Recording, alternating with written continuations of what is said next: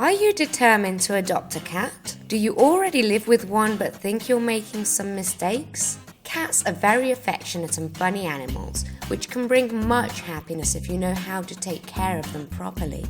Although cats are relatively easy to care for, it is important to know what the typical mistakes are when caring for a cat to avoid unwanted behaviour.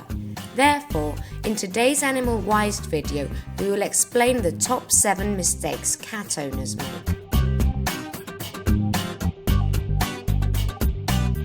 Unlike dogs, cats in the wild are solitary hunters, and although they can form social groups with definite hierarchy, they are generally more independent than dogs. Therefore, and although there are cats that are much more submissive and affectionate than some dogs, if you are looking for an extremely faithful animal companion that shows unconditional love and obedience, the cat is not the right choice.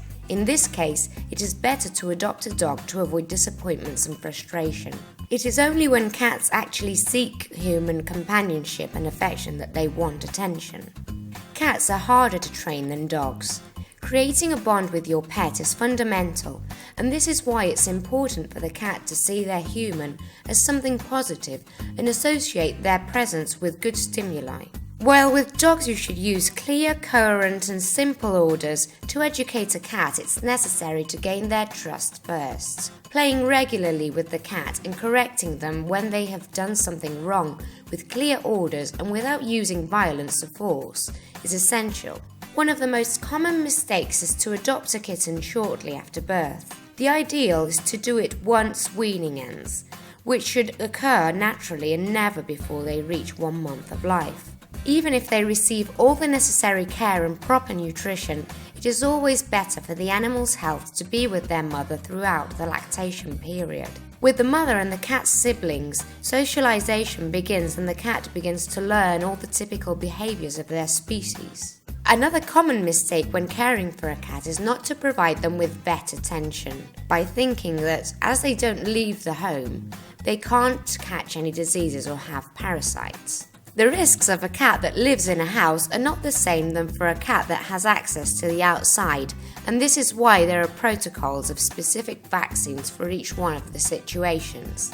Consult with a vet and define a vaccine schedule that is adapted to your pet's characteristics and lifestyle. Regarding deworming, it is recommended to deworm internally every 3 months and apply a monthly anti-flea product, mainly in the summer months.